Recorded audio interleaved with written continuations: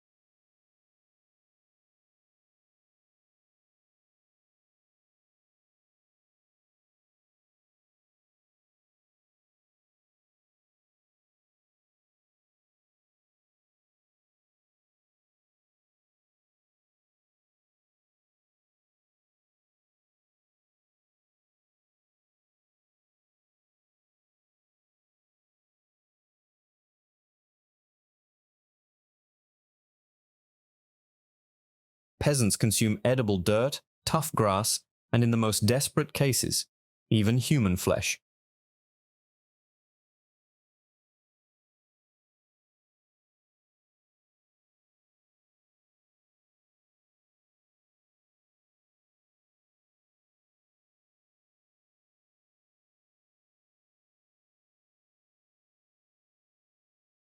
Medieval peasant labor was hard, especially during the busy seasons, but it was not penal servitude, not a labor camp, and certainly not endless digging in the mud. Strangely enough, Harry had more days off than you and I do today.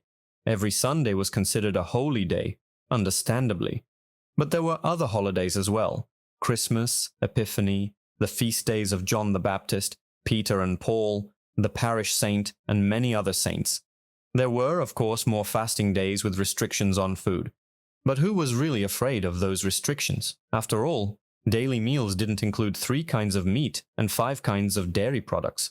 Often a fasting day was hardly any different from an ordinary one. For a peasant, a day off most often meant spending time outdoors.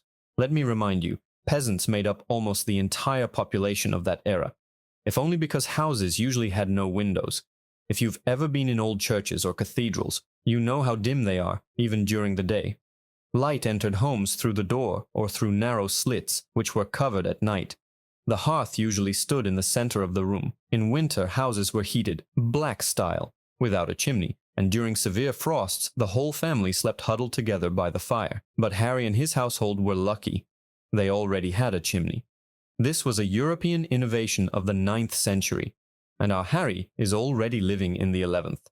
There was no running water, of course, but at least you didn't smell like dried bread with a hint of smoke, or poison yourself with carbon monoxide. In good years, Harry even managed to furnish his home. Peasants were not homeless people at all. He had several chests, a folding table, a couple of beds, and decent mattresses and pillows. Sleep in the Middle Ages, however, was unusual. It was biphasic. People went to bed at sunset, woke up closer to midnight, did household chores, talked, and then went back to sleep again. Until dawn, this sleep pattern was considered normal in a world without artificial lighting. The familiar 8 hours of uninterrupted sleep from 11 at night to 7 in the morning is an invention of the industrial era.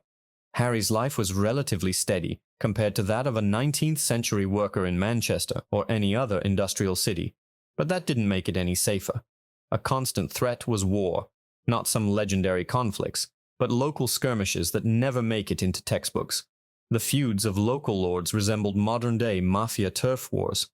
Any such clash meant looting, violence, and death for peasants. And we shouldn't forget, random bandits, extortion, and racketeering were everywhere too. In terms of violence, a medieval village was no less dangerous than modern high-crime neighborhoods in Mexico or Colombia. And yet it wasn't pure chaos. From the 11th century onward, the church began to stand up for the poor. Hospitals for lepers appeared, as well as shelters for orphans and widows, and homes for the elderly. Even feudal lords couldn't do absolutely whatever they wanted, because kings sought to maintain authority and control the monopoly on violence, and the peasants themselves were by no means powerless slaves. They made decisions that affected the life of the village. Sometimes they even took part in the local court, the manorial court. They had more freedom and more room for arbitrariness than we tend to find comfortable today.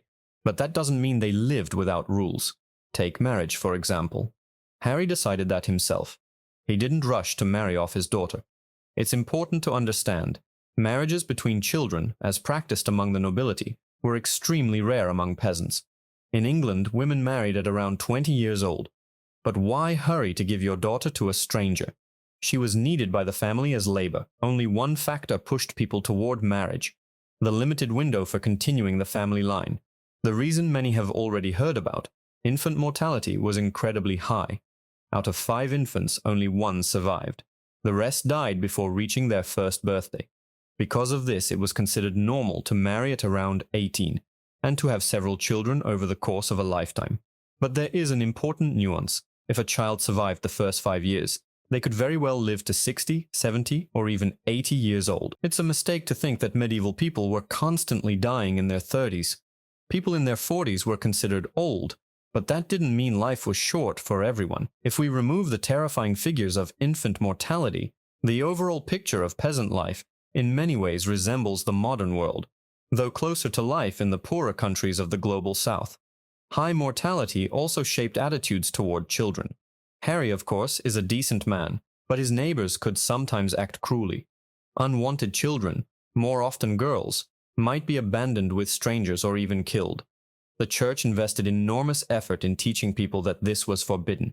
As you can imagine, it wasn't always listened to. And this is usually where stories about the lives of medieval peasants end: hard, bleak, hungry, and monotonous.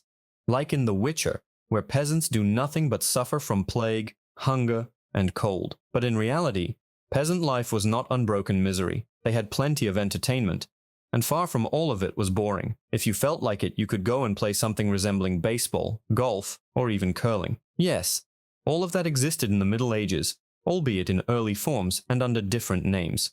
You could play dice or stage a real showdown, village versus village, in a game that looked like a mix of football and rugby. And if you wanted something truly unusual, you could go have fun in a cemetery. Now, a few words about drinks. If we compare pure alcohol consumption, our Harry consumed 4 times more than the residents of the heaviest drinking countries in 2025. Why? Because there was almost no alternative.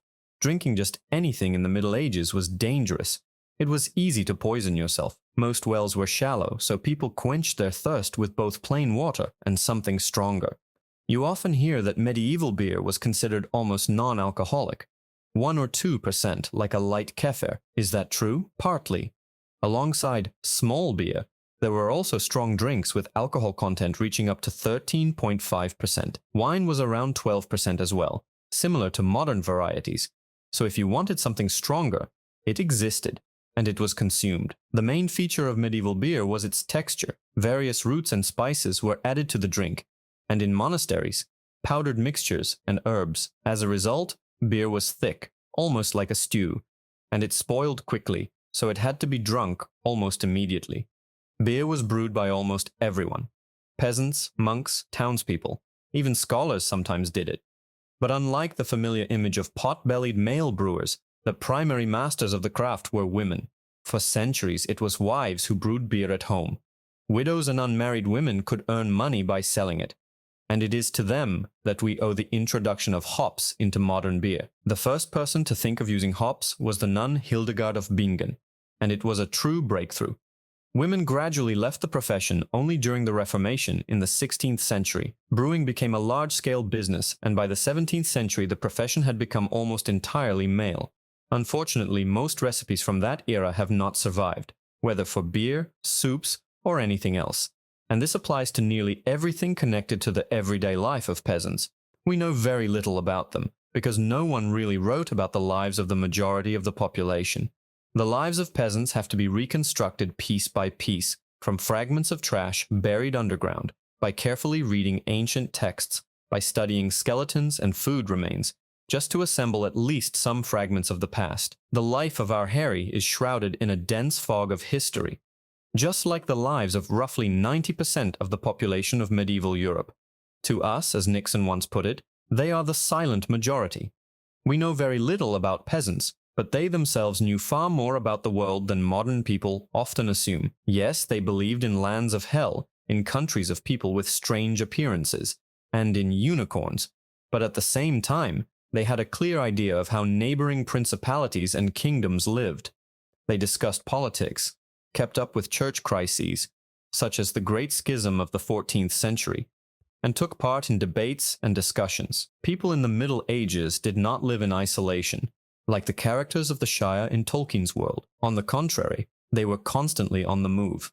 Pilgrims, merchants, mercenaries, monks, craftsmen, bishops, vagrants, and small shopkeepers, everyone was always going somewhere. Travel was a normal part of peasant life. For Harry, a journey of 10 to 12 kilometers to the nearest town market was considered routine, and if the route followed a river, 25 kilometers could be covered without much trouble.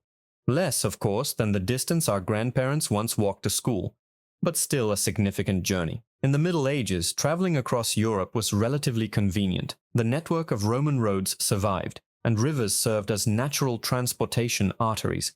The main constraints remained money, time, energy, and motivation, just as they do today. Of course, there was no Schengen back then. Borders in the way we understand them hardly existed. In most European ports, passports were not asked for, because they simply didn't exist. There were only protective letters, and even those were reserved for special cases. Without a developed bureaucracy, all those documents would have been more of a waste of material, and paper was expensive at the time. Pilgrims were almost unaffected by this. The faithful gathered their resources and strength and set off on journeys to holy sites. The most popular destination in the south was Santiago de Compostela in Spain. The city grew around a cathedral which housed the relics of the Apostle James. At that time, Santiago de Compostela was visited by up to 500,000 pilgrims every year. Even today, that would look like an enormous crowd for any city. And back then, Europe's population was roughly 10 times smaller. Pilgrims became a catalyst for the development of tourism in Europe. Around major centers, inns, hostels, and even hospitals appeared. Monasteries and cathedrals sold badges to pilgrims, as if they were receiving medals for completing a marathon. Sometimes up to 100,000 were distributed each year. Badges were sewn onto clothing, cloaks, or prayer books. There were also unusual, even provocative amulets intended to protect against the evil eye, or diseases like the plague. Unfortunately, it's impossible to show them in their original form. Once someone took an item from a pilgrimage, it became a kind of secondary relic. People literally went crazy, scraping particles from temples, dust from icons, paint chips, or soil from graves. Then they mixed it with wine or placed it on bread and consumed it. For those who wanted to complete the journey fully, there were even small guides: where to go, where to turn, how many kilometers to travel, and where to rest. So, A medieval person was not tied to their village. Travel was part of life. Though most journeys were not to Santiago de Compostela or Rome, too far, too long, and too dangerous. For the majority, the main attraction was always the city. And that is where the life of our peasant Harry ends. In the next video, I will tell you about a city dweller, their habits, entertainment, and everyday life.